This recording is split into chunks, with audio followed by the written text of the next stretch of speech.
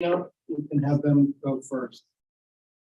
What I would like to do is give out paper. So what I welcome everybody. Yeah.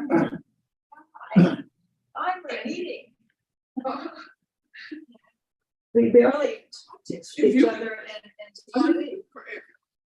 I have more than enough copies. Okay, I'll pass one of these out to And just for an extra.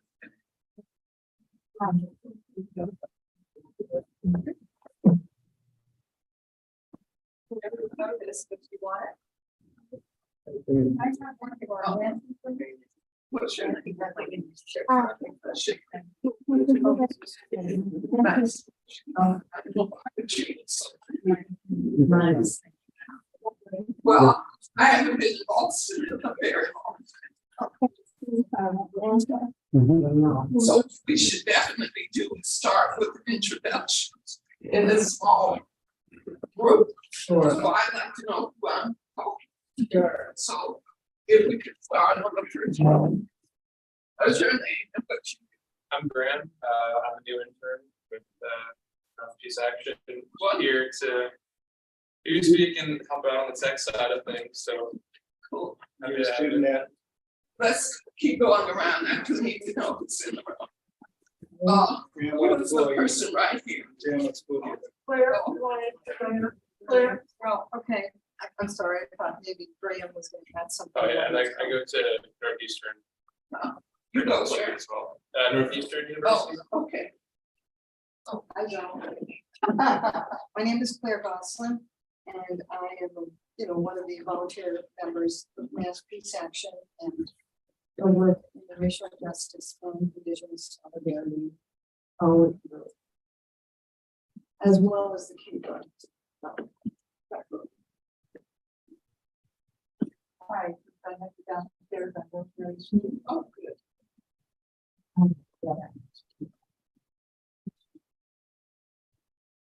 And I'm Virginia Pratt. Virginia.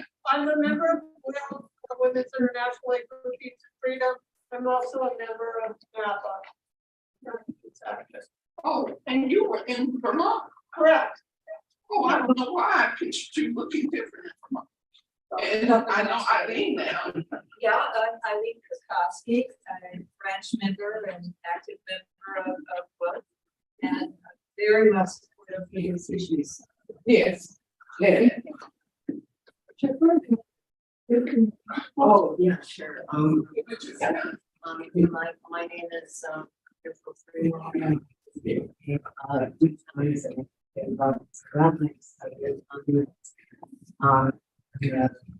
I'm an activist and poet, writer, and singer. And I guess a singer as well.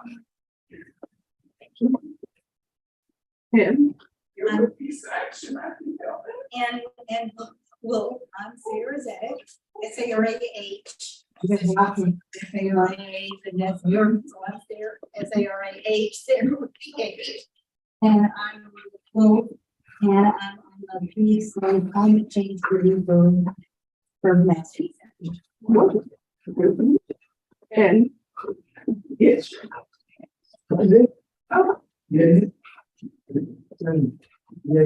You're here. Yeah.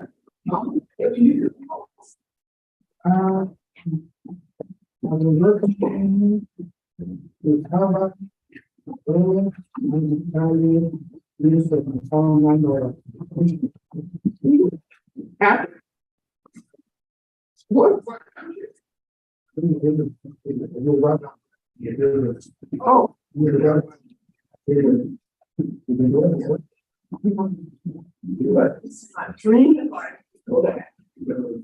So I would go to that because every month from Nigeria it says I look at this. And her name. Well, my name is not. Your name.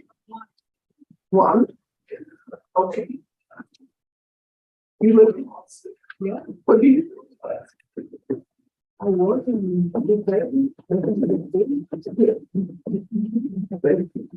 well, Slow down a bit, Cole. And let everyone else sign in. Two other people have not introduced themselves. Well, please help them to do that. What is going on with all the microphones and everything? You could put this one, you could sit in this chair and speak from the chair. This seems like quite a Recording. Well, it's a space that's used for different events. We did some things. I can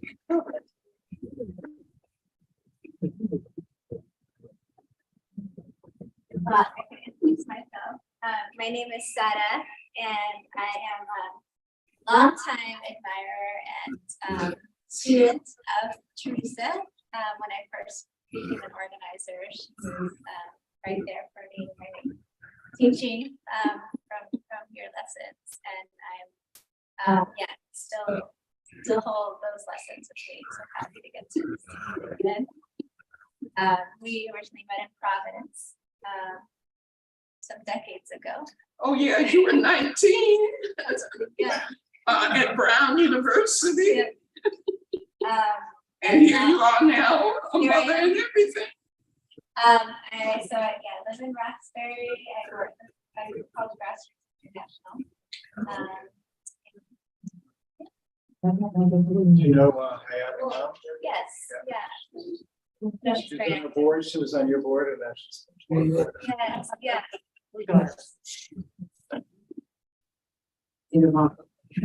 Yes. So the Luis, you wanna person in the introduce yourself? orange shirt, has he introduced himself? Sorry, you want to introduce yourself? My name is St. Louis, that's my entire name. And I'm a big fan of CCD. Community Church of Boston. Sorry?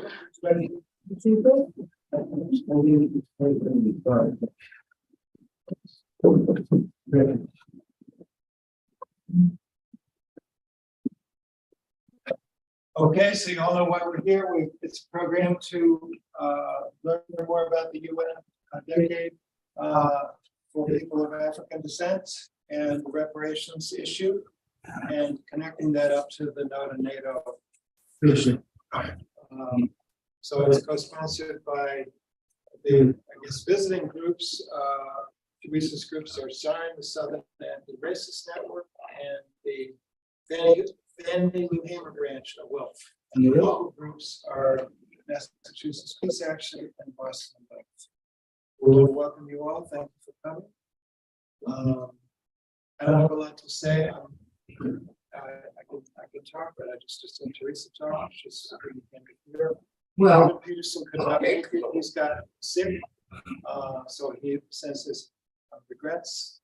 We're also going to hear tonight from Rosemary Kean, who has she's co-chair of MAPA's Racial Justice Working Group, and she has a anti-recruitment program to explain. And then Eileen is going to explain the work of Boston WILPF. So that's our game. Well, the expectation Cole, is that the other speakers would go first and I would go last. Right, we can do that, no problem. Rosemary, you want to go? Can I do it from here? I guess so. Or use the mic. I'm afraid Well, why I'm don't afraid the the other remote speakers people up will here? not hear you. Feel like I'm in some kind of display. So Eileen, could you come up here? Because you're gonna be a speaker too, I. Yeah. I think, come on. Virginia and I are going to speak. All right, we'll both sit in. She'll start and I'll finish with the 2 minute. She's got a few minutes. Okay. Go ahead, Rosemary. Hi, everyone. I'm Rosemary Kean from Massachusetts. I'm good to see you all here this evening. I'm here because I'm part of our counter-recruitment campaign in the Racial Justice Indigenous Solidarity Working Group. As you may know, when No Child Left Behind was passed, that national legislation back around 2004, it gave the military permission to recruit high school students and to be in touch, to get all of their contact information unless they opt out of that process.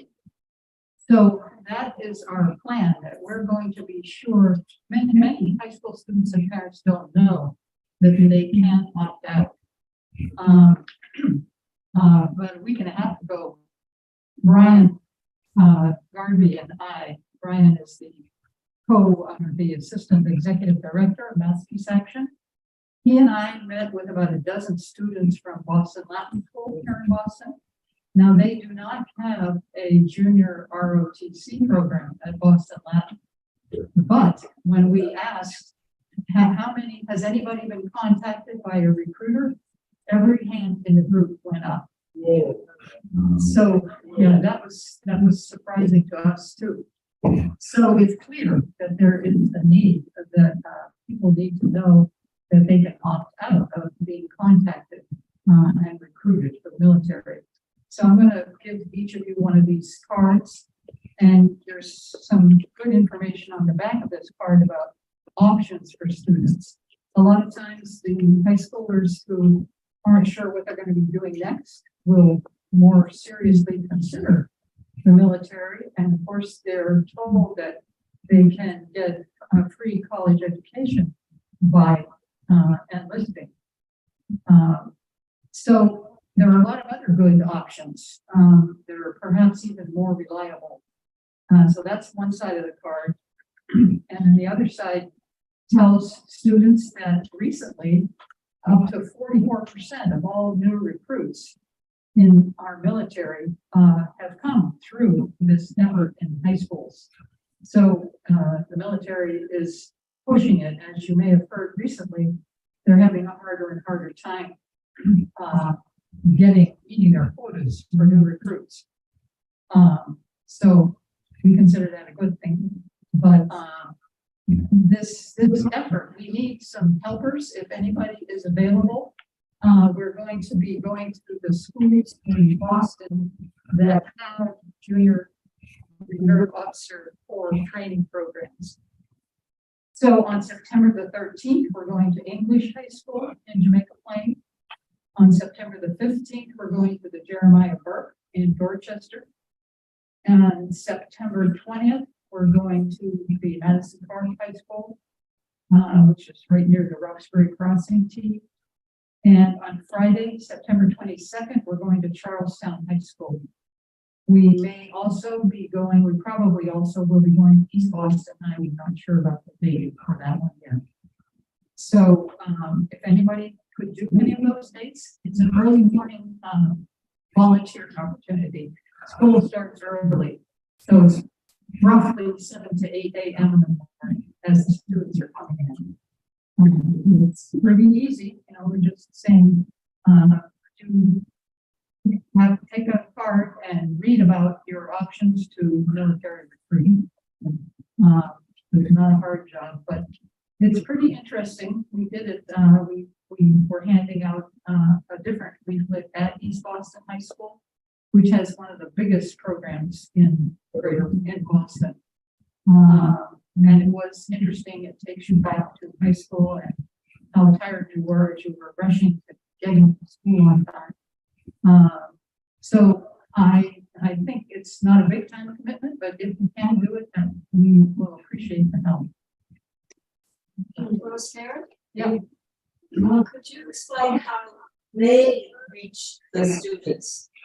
They get their contact information from the staff. Yeah, if the staff doesn't say no. And if they have, if they have a program in the school where retired military are teaching classes, which is what happens at East Boston, they teach a class on civics. And so when they're in school and establishing relationships with high school personnel, they're entitled, you know, that's what the legislation was about. But there's a provision that if you want to opt out, you can do that most people don't know about. Yes. Are we gonna hold questions to the end? Or, Why don't we take questions for Rosemary's part now? okay, Just very briefly, depending on who you are, there was a segment about the community colleges and the new programs within the city and across the state. You have free community colleges. And people need to know about that because a lot of people under the military because they think that's how they're gonna get college paid for. This is an alternative. Right. That's on our card. Yeah. I just want to put a little more information there because I've done some work at the high school, at the Chelsea High School. A good amount of work of it. And I remember some numbers from the Trump administration, and it costs the government, if you were to put the cost of a recruiter, is a vehicle, the rent, the whole 9 yards. It costs $50,000 per person to recruit. It costs, that's how much it costs the government. Wow. Yeah, if you have the whole thing, if you have everything. Yeah. It is almost like recruiters, they're like salesmen, like you said before. You know, you'll have free education, you will travel the world, you'll give you a job, give you love, and you just fill them up with all this bonus stuff, and the young man or young lady just okay.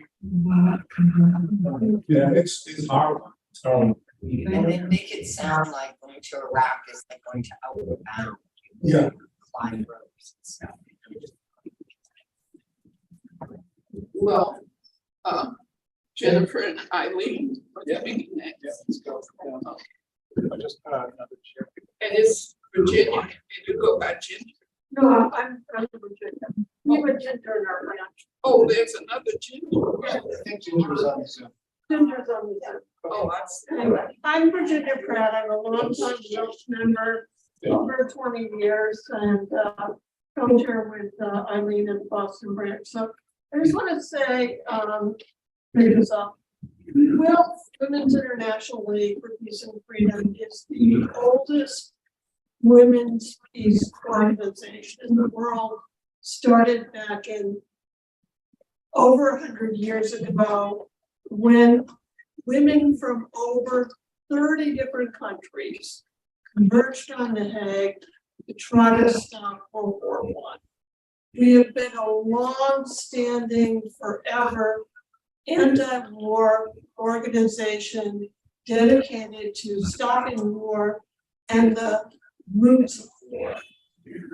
We've evolved. WILPF International now has its greatest growth in the African countries. Our current international president is from Cameroon. Our previous international president was from Nigeria. And our international in-person conference in 2018 was in Ghana. So early message was no to war. That's still a current message. Current messages are gender equality and move the money from war making to the other things that we need. Thank you. Thank you. Hello, I'm Eileen Kurkoski, also a member of this Boston branch and WILPF for many years, and a member of MAPA. I thank you for bringing Teresa here. And although she took most of the initiative, I have to admit. I have been very, very grateful that our organization, the Women's International League for Peace and Freedom, has multiple issues that it works on. There's, in a sense, you can do almost anything you want, because if you introduce an idea, you can let it working on it. So I'm going to share the several issue committees that we have. One is advancing human rights, and we're sitting here dealing with that issue committee, or spin-off of it. We have Cuba and the Bolivarian Alliance, which is doing a lot of education to normalize relations between the U.S. and other countries, but particularly concerned about Cuba right now and the terror US terrorism threats that it's allegedly, it's ridiculous. We have a disarm committee. By the way, all these committees have subcommittees, and I'm just touching a couple of things. The disarm committee has been mentioned already by Virginia. We are very concerned about the military budget. We're concerned about ending this whole nuclear era, just like MAPA. And we work well, I believe, with MAPA. It has been outstanding in this area. And I have a particular concern as MAPA is starting to work more with this artificial intelligence. And the spookiest thing of all, what if it turns autonomous, which is already happening, and they add nukes to that equation? We need regulations. And so that's one of the sub-issues in the disarm committee. Earth democracy is concerned about water the most right now. Our Congress next year is on that topic. There should be clean water for everyone. It has had a special focus on the contamination from military bases of PFAS, and it continues to do that. PFAS, if you don't know, that whole family is the forever chemical that 3M created. Non-stick pans, it's everywhere. Middle East is also a subject that we've covered for many years. Most attention is on the Israeli-Palestine conflicts right now. And we have a marvelous, what we call the Practicum and Local to Global Commission on the Status of Women CSW program with the United Nations. We've had special relations with them for a long time. And it's for students or people who are working in this activist world, as well as for members. Women, Money, and Democracy does a lot of studying and getting information now about economic injustice, particularly for the impoverished and women. We're focusing on a significant one in Massachusetts. We may become the first to have public banking in this state. It's going through second session, second 2 years in the State House. Anyone who might be interested in this subject, I'd love to talk with you. I know somebody who can talk to your legislators. We need the House rep to be handling this very badly. And you have to do it alone. And lastly, in this category, I like to say we have had a close relationship with two groups for the Women, Money, and Democracy. It's an economy of our own, which has been featured in Ms. Magazine, and the Poor People's Campaign since its inception, its more recent inception. Our personal branch, Boston branch, works on all these issues through letter writing, 3 Saturday mornings a month. And the first Saturday of the month, we like to have a speaker. Some of them have been outstanding, followed by a business meeting. Personally, we would like to invite a lot more people in, and we want to work with a lot more people. And I thank you for having us. Thank you so much. How about we hear Virginia? And I want to say a word on behalf of MAPA. Actually, first I should just try to say something on behalf of Kevin, who couldn't make it.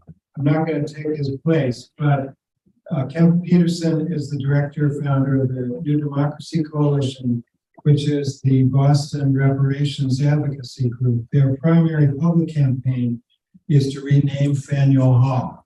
As you may know, Faneuil Hall, which is one of the biggest tourist attractions in Boston, if not the biggest, was built by Peter Faneuil with the proceeds that he got by selling a slave. This was in the 1750s and 40s. And he was a slave trader, he was a merchant. And so it's a symbolic issue, but it's an issue that goes to the heart of this whole thing of like American democracy and freedom.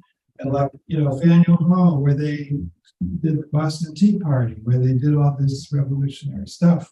but it was tied into slavery. So there's like these two sides of the American story that don't get acknowledged and it gets suppressed. And we're running into a lot of resistance. This campaign to rename family halls has been going on for several years. There's been civil disobedience. There's been marches. There's been singing and praying. And they won't even need this, right? So this is this tourist money, you can't touch it, right? So that's happening. Anyway, that's what Kevin is about. I'm on a lot about the work. And I'm sorry you couldn't be here tonight. But could you just Yeah. add that there's both an Indigenous and African American who was the first, You might be thinking of Christopher Addicts. He was the first one killed in the Boston Massacre. He was both indigenous and anyway, so MAPA has 3 priority campaigns right now, just to briefly identify them. One is peace in Ukraine. Ukraine, a time for peace. We're campaigning for peace talks and ceasefire in Ukraine. Our position is that the Russians should not have invaded Ukraine, but the US and NATO should not have boxed Russia in for the last 30, 40 years. Rolling NATO right up to their borders. And the people in eastern Ukraine rebelled in 2014 because they didn't like the change of, there was like a coup, or you could say a constitutional change of government in Kiev. And so they rebelled, and they have the right of self-determination too. It's a complicated situation, but there's a lot to talk about, and everybody has needs and rights, and you can't just absolutely toss and say one side is all justice on their side. So that's why we say peace talks and negotiations, but we do oppose U.S. arms into that conflict. We also oppose Russian arms and all countries to arm the conflict. Biden did recently request another arms package, and Congress will probably vote on that next month. So stand by for that. There was an international conference for peace in Ukraine in Vienna in June. We sent 2 delegates there, as well as a lot of other groups and countries from all over the place. And they called for International Week of Action, the first week of October. So here in Boston, we're going to hold a rally on Saturday, September 30th. We just pinned that date down this afternoon, but write it down. You heard it here first. And we will rally downtown, probably downtown crossing. We have to get the details. So stand by for that. But also there will be activities in Washington all over the country. 1. 2, twin threats. The twin threats that we're facing are a climate emergency and nuclear war danger.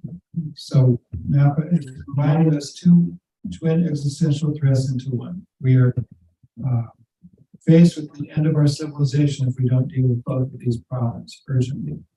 And one of the actions coming up is in New York on September 17th. There will be a no fossil fuels march organized by a lot of the major climate groups confronting the UN. The UN is holding a meeting or conference. Yeah. Climate ambition summit called by the Secretary General.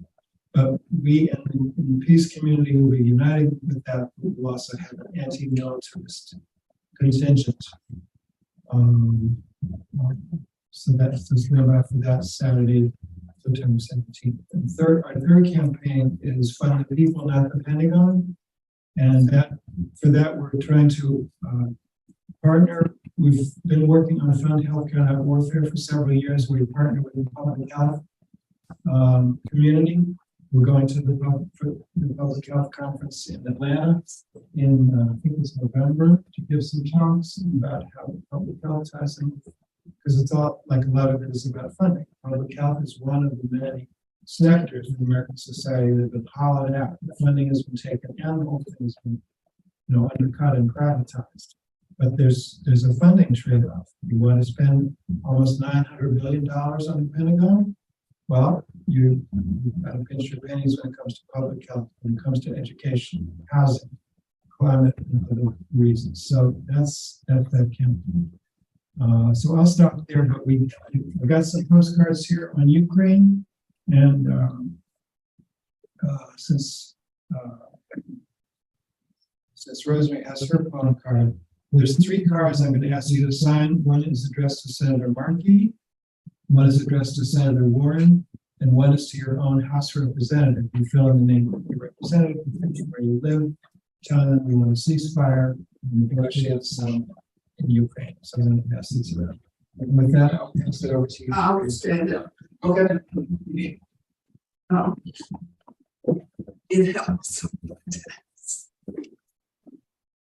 Raise that Well, higher. yeah. How's that? Well, Cole, I can't thank you enough. A year ago, I met Cole at the Pro-People's campaign in Washington, D.C. It was a very important moment for me. Cole Pink organized a kind of after the Saturday event, and at that event, I met Ann Wright and a number of other nobles, and I met Cole Harris. About a month after that, I said, Cole, would you be willing to help with the Boston spot of the UN Decade Reparations Tour? And he says, you're planning that far ahead. Remember that, Cole? And just so you know, I'm an organizer. I plan in blocks of 5 years.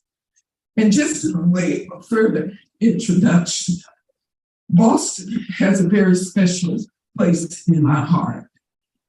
In November of 1994, I was being told I would not survive a brain aneurysm. And I was at the public hospital because I represented the clerks and techs for a local union at the public hospital.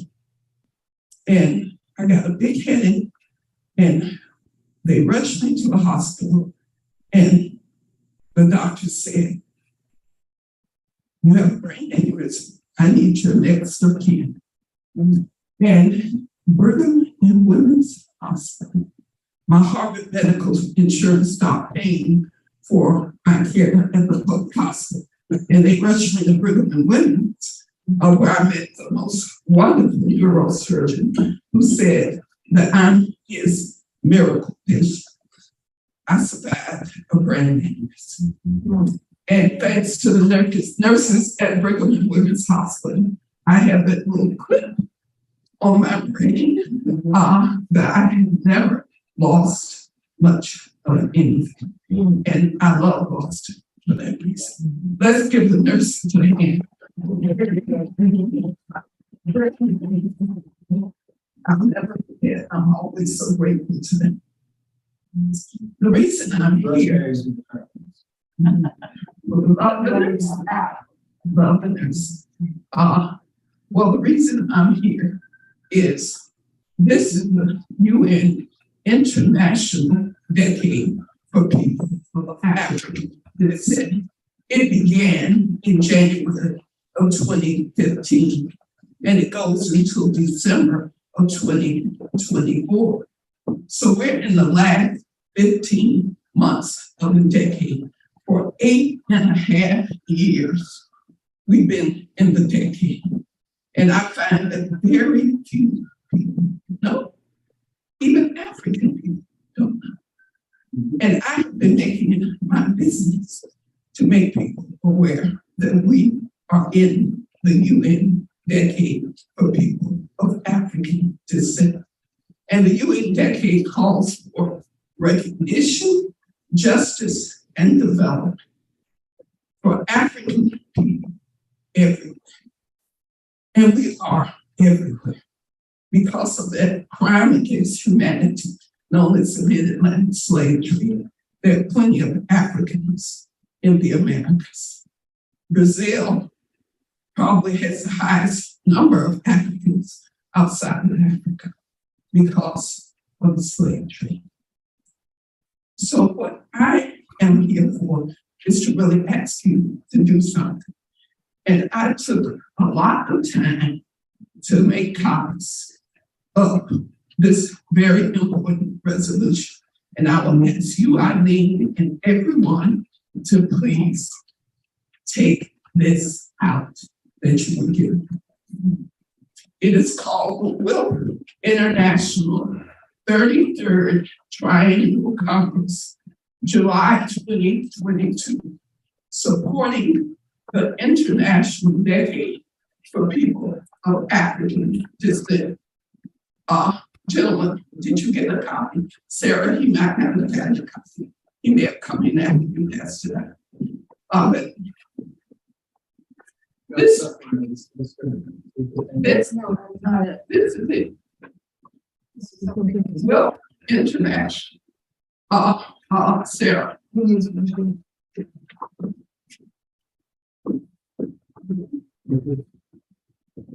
Because I like using my time wisely.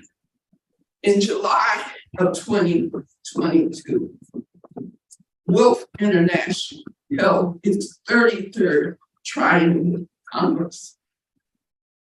And I was a speaker. It was on Zoom. It was partially in Australia, but the other part was on Zoom. Inside of the Women's International League for Peace and Freedom U.S. section, there's a Black Liberation Caucus. We're not considered really a part of WILPF, but we came together on the question of WILPF transforming itself into an anti-racist organization.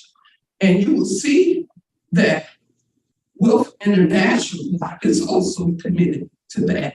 And I heard that there were several of you involved here with anti-racist formations. Could I see a show of hands of people who are in anti-racist formations and groups? Well, that's important because the decade asked all of the sections and groups affiliated with WILPF. That's the US section, the German section, all of the sections around the world, 52 sections, 18 of them are in Africa. And I was stunned that out of all the African sections, none of them had asked for recognition for a decade in 8.5 years. So we're obligated to disseminate the draft program of action produced by the working group of experts on people of African descent. We're asked to publicize the welcoming of the proclamation of the International Decade for People of African Descent on WILPF sections and groups' websites. So in the US section, this proclamation is on the website, and it should stay on the website until December of 2024. This resolution mandates the workforce on anti-racism. WILPF International has a workforce on anti-racism to embed the framework of the draft program of action by the working group of experts on people of African descent in their action plan. And it's very important that we work proactively. Respect, protection, and fulfillment of all human rights and fundamental freedoms by people of African descent, and a greater knowledge and respect for the diverse heritage, culture, and contribution of people of African descent to the development of societies. And at the 34th Triennial Congress, which will be held in 2025, this is what we're asked to do. The Congress calls on the International Secretary, that's the bureau who helped to put this resolution together. When I say we need a resolution, the person over human rights in the International Bureau or International Secretary, she and I worked together to craft a language. So we are obligated to report to that next Congress on the advancements made, and we'll work towards recognition, justice, and development of people of African descent. That is what the Women's and the National League for Peace and Freedom is from the perspective of this African, who is committed to will. Sarah, there is a Boston branch.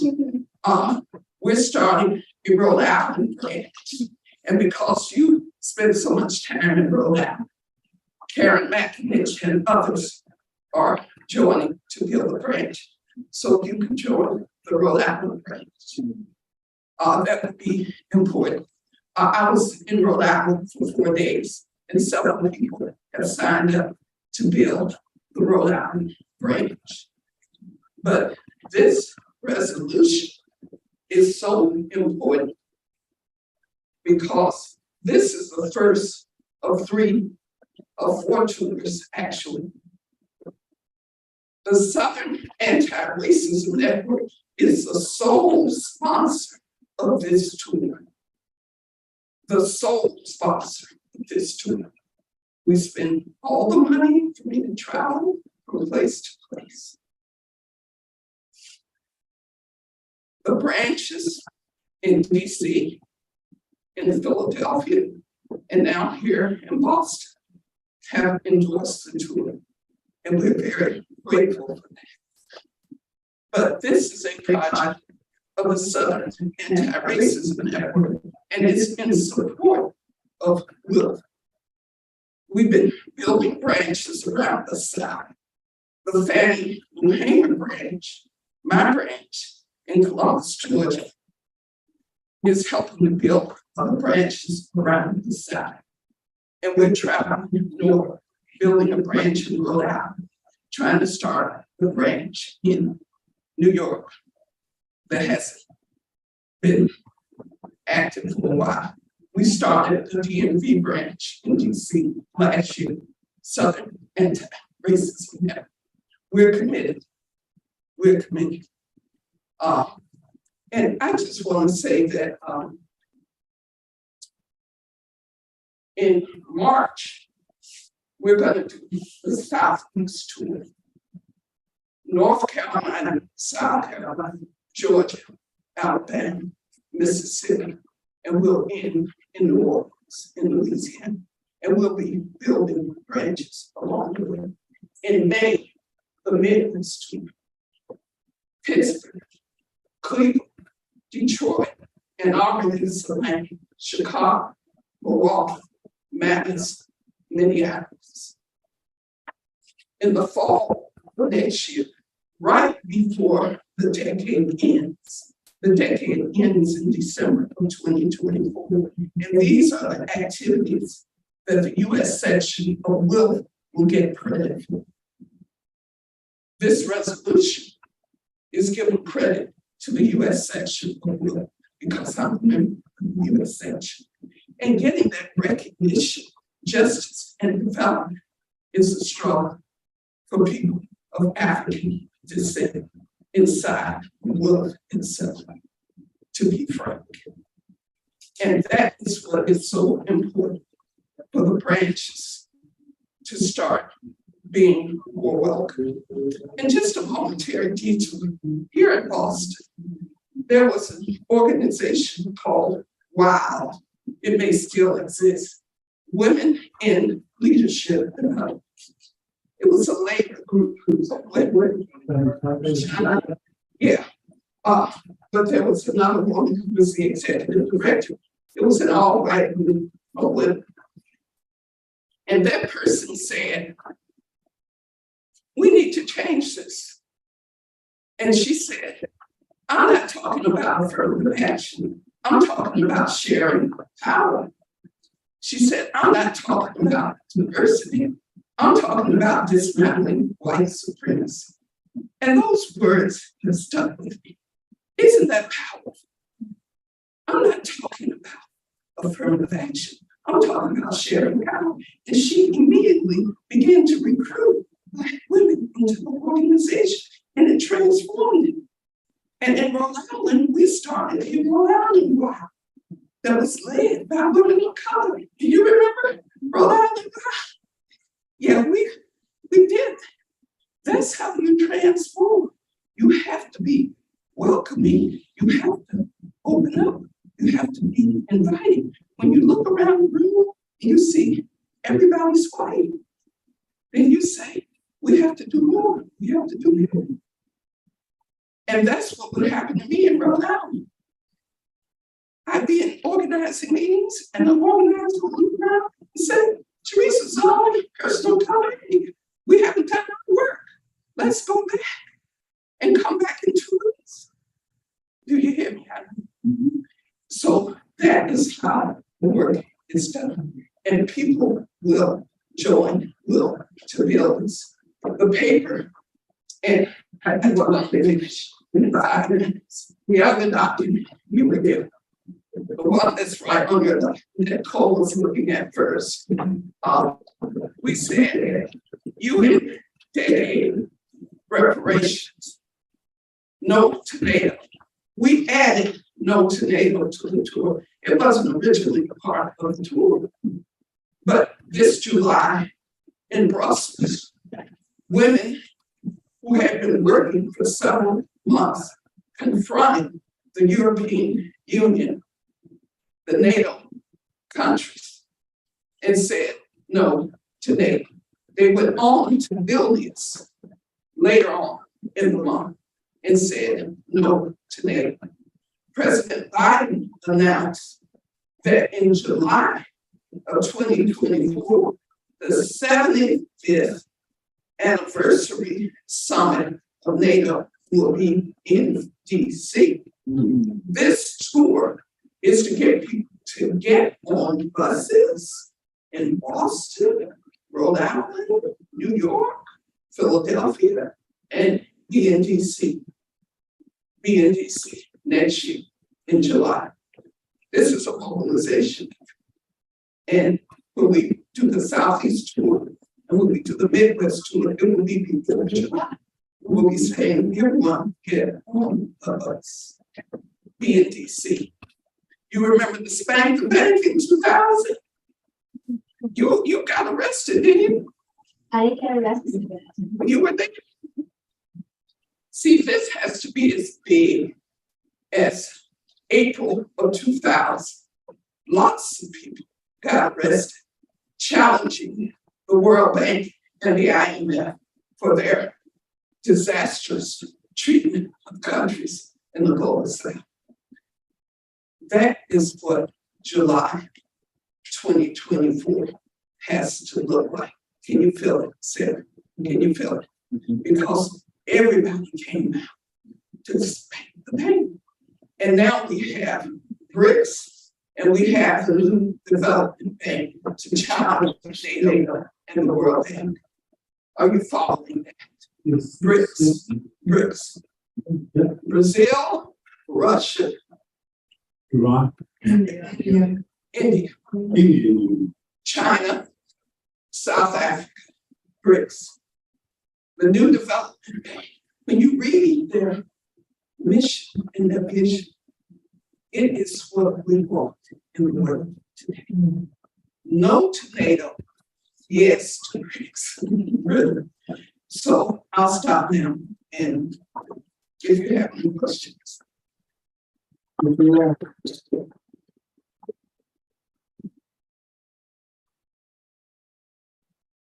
you talk a little bit more about, you said you wrote the document, the BRICS document, and one of the things that it lists. Could you talk a little more about that? No, I'm not that familiar with the details, but part of the global women for peace united against NATO. We have an Africa working, which includes people from Ghana, Ivory Coast, South Africa, Morocco, and they have been educating me about BRICS. Our next meeting is August 18th, and we'll be talking about BRICS. We'll also be talking about the madness in Africa, Nigeria, the craziness that's going on with all the war. So France is in Africa, extracting from Africa and has been for centuries. France is doing that. And so we will be talking about the colonial powers and what they're still doing in Africa to this very day, especially now in the UN decade. We want them to stop it. We want them to stop it. And it wasn't, the US is also playing a negative role in, you know, the whole Africa. Totally true. Africa, we want Africa out of Africa. Would you mind saying what AFRICOM is? The United States has several military commands. The Southern Command in the United States, I met the general, the head of the Southern Command. The United States has, and Cole can probably tell this more than I, hundreds of bases. I think it's close to 900 bases all around the world. And they have these different commands all around the world. The Africa Command was actually based in Germany because no African country would house it. There are no nuclear weapons in Africa, and there will never be, because Africa said no nuclear weapons. So all the nuclear weapons are in Europe and in other places, but not in Africa, because Africans are standing up to the colonial war powers. And the sad thing of Finland and Sweden, after all these tensions, to align themselves with war powers. That is how bad it's getting. And we have to say to our sisters and brothers in Europe, you got to stand up to your countries. Say no to NATO. NATO is a recipe for endless war. If you ask one country in their minds, then they all pile on you.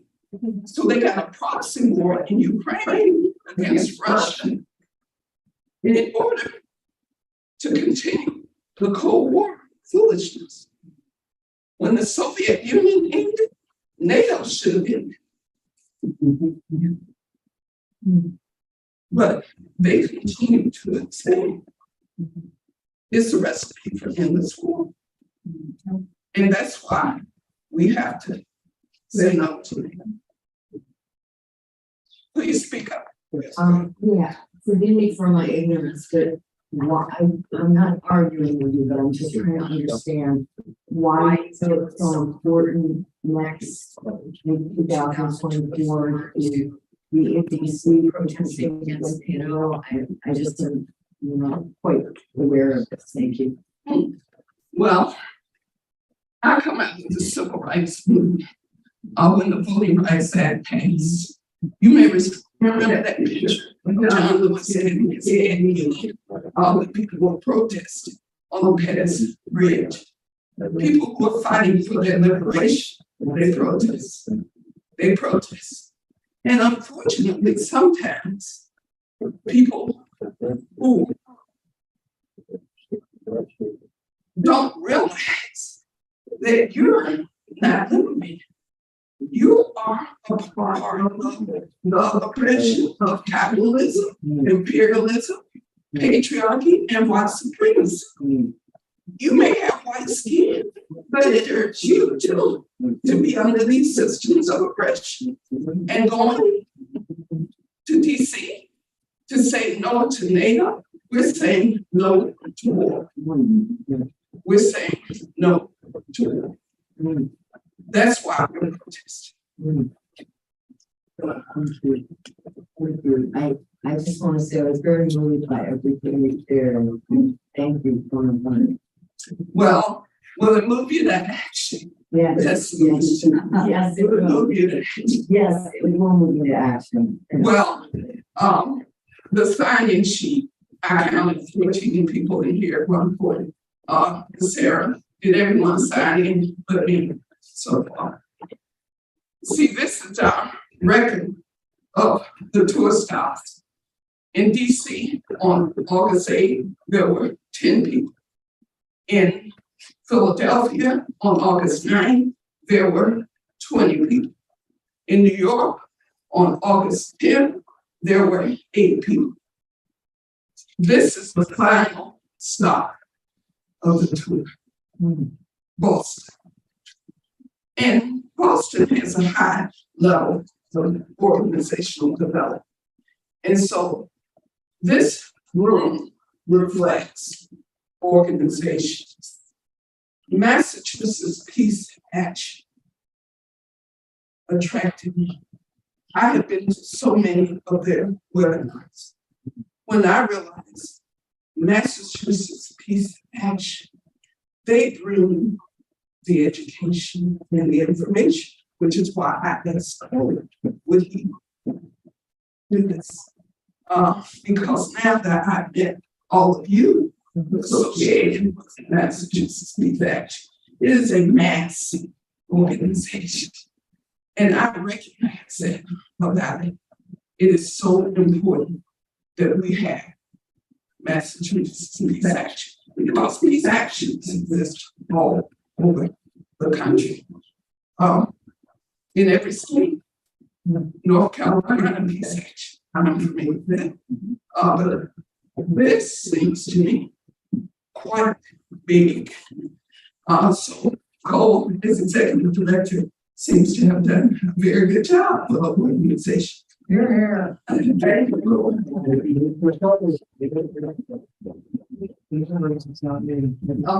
Well, you know, it does take leadership, and you show. I can believe how fast Cole organized this tour started. It was like he was somewhere. I don't know where it was, but all of a sudden the churches all were, and then he said it's gonna be here. Everything. It was like, oh, I get you. Let's give Cole a hand.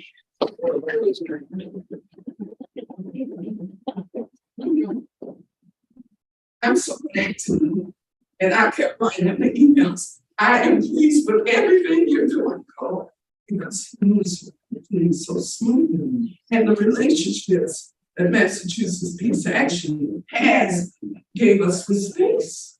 The community church of Boston, thank you so much. Gave us a space. And I know we've gone way over time. So Cole, I'm gonna sit down and you tell us what to do. Well, one of the things we have to do tonight is raise the money to offset the costs and some incurred stage in the tour. Grace has given us some envelopes and cards. We'll help you all get something in that envelope. Yeah, because I really would like to get it back tonight. In Philadelphia, we raised $170. In New York, from in New York, from 8 people, we raised $140. The tour actually is costing the organization $3,500. We have a credit card, and trust me, I ain't that stupid. But we have a very good board, and our board does birthday fundraisers on Facebook. So everybody who has, when their birthday comes up in August, so like Network for Good is our kind of donate process. And so they also do it for Facebook. So on the 15th of every month, we get a little infusion of cash from the birthday fundraisers. And that helps because we are deliberately a local nonprofit. The IRS only requires you to send a postcard if you're under $50,000 a year. And for 25 years, we have deliberately had a budget under $50,000 because I can't be organized. I don't need to get paid. Thanks to the Service Employees International Union, I got 2 pensions. I work for the phone company, I got a pension. I'm 75 now, so I had Social Security for a while. So I can volunteer and do this. I have the time to try and do this. Because I started the organization to dismantle white supremacy everywhere in the criminal justice system, economic opportunities, education, environment, housing, and healthcare. These are the injury areas of which we deserve reparations. See, but one thing you should understand about reparations. I went to a conference in November of 2001, right after September 11th.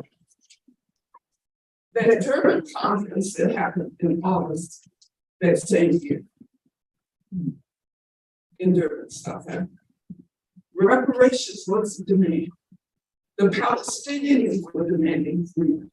So that Durban Declaration that's mentioned in the WILPF document is important because President Obama allowed us to have a meeting with him 10 years later. I'm taking this little momentary detour.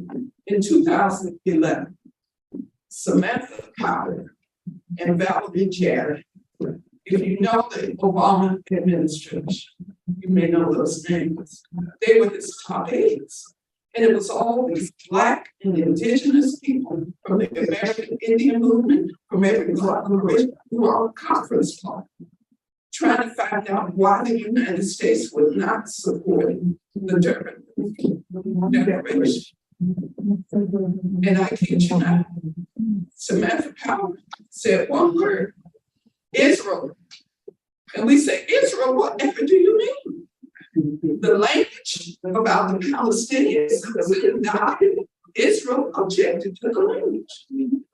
And so Israel being the close friend of the United States, President Obama said they couldn't support the Durban Declaration. Well, we will continue to revisit that because Nelson Mandela said, none of us are free until the Palestinians are free. And I believe we, yes, Because you have gone to so many cities, and I assume you've probably been to others as well. I wonder if this is regarding reparations. Boston has a working group, thanks to Michelle Wu, our wonderful mayor in Boston.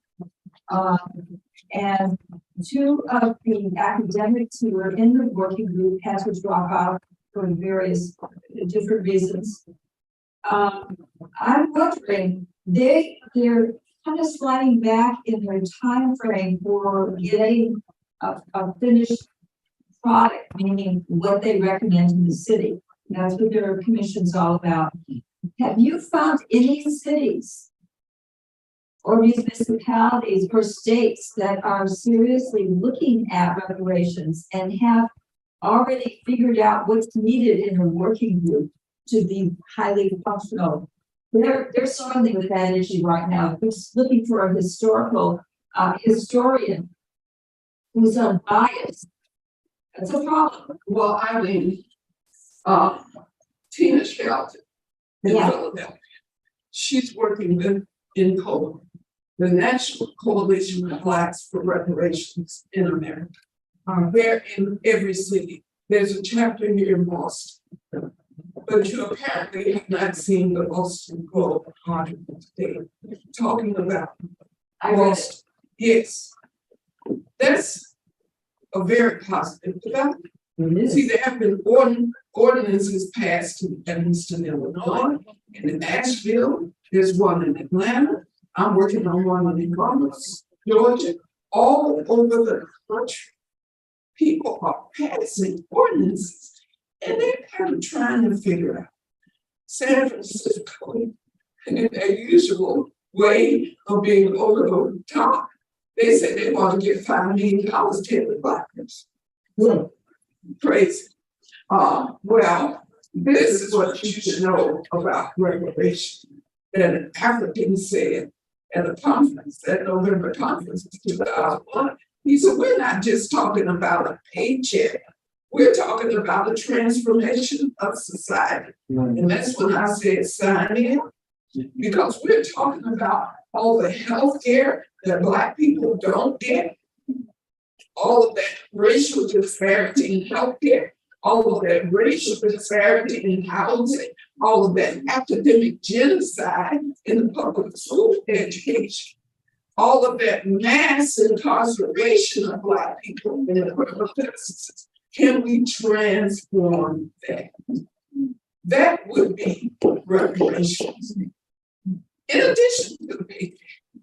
In addition to the well, you know, the guy who does that MSNBC show that comes on at 8 o'clock, Chris, I think, he did the numbers on it in 2014. If we give people everything that they missed with their free labor, it comes into the trillions of dollars. In the labor movement, when I talk to union people about reparations, they say, yeah, we understand it clearly. Back wages owed. Do you hear? So that is. $1,000 doesn't do it. Huh? $1,000 doesn't do it. But in Charlotte, North Carolina, they're looking at 80,000 for home ownership. See, housing is a big issue. Have you ever seen so many unhoused? Boston has had a problem. When I was here as a union rep, I represented the people who worked in those shelters on Long Island. And I was in the 90s when they would come and sweep the streets and get all the homeless and take them over there in those warehouses. That's how long homelessness has been a problem in your city. It's much worse. It's much worse. It's much worse in Philadelphia. It's much worse in DC. It's much worse in Columbus, where I live. 14% increase this year. And we're talking families. The school district said they never had so many homeless students. How can you live? You don't have a place to live. You're going from hotel to hotel. That is the inhumanity. Housing is a human right. Where's my bag? Yeah, right on the bottom. Right on the ground. So on the rug meeting. See, I have severe arthritis in my neck. I have psoriatic arthritis, so my neck doesn't turn. When I worked in Durham, the Human Rights Commission, fair housing is everybody's right. Because when you look at the Universal Declaration of Human Rights, so we have to live up to that Universal Declaration. As the United States is not really there, not really. So that's where we are. But when Eileen asked that question, it made me pull out what the Philadelphia in cold passed out. And Philadelphia started. And this one page, because I think I have an extra copy, it says task forces and commissions. See, this is their model.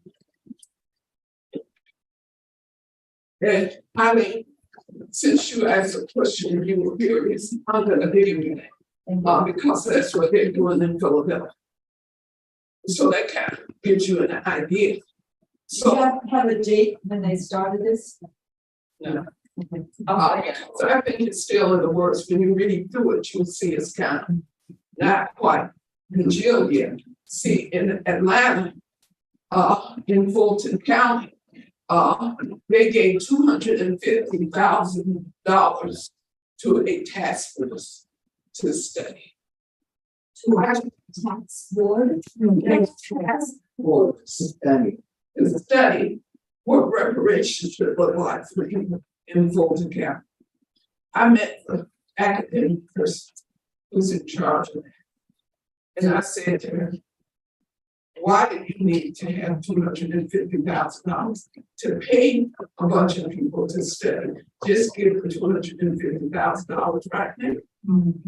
All those homeless people in Atlanta, outrageous.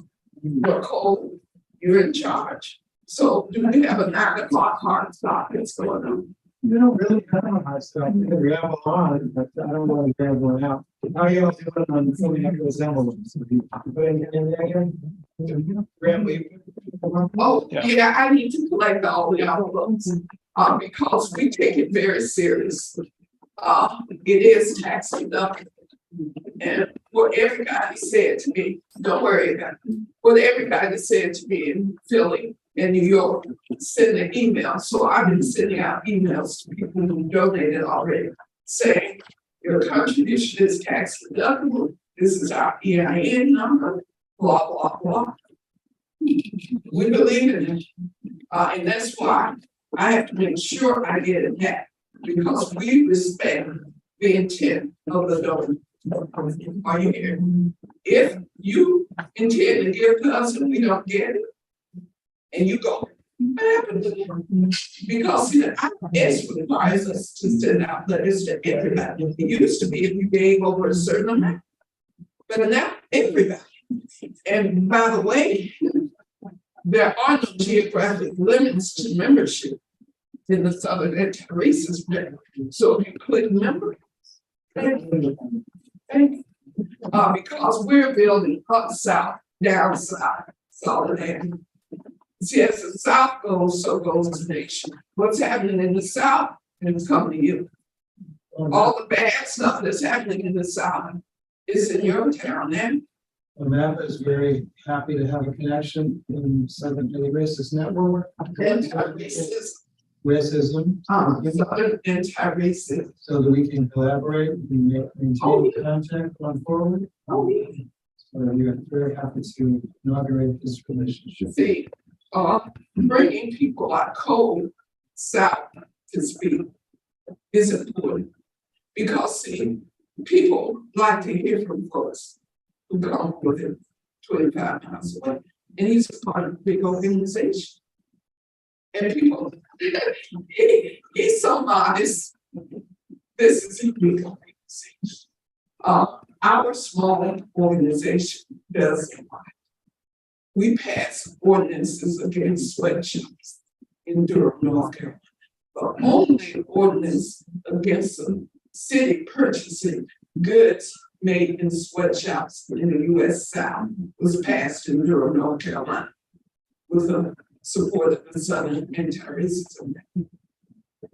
See, when I lived here in Boston, I was part of Jobs for Justice.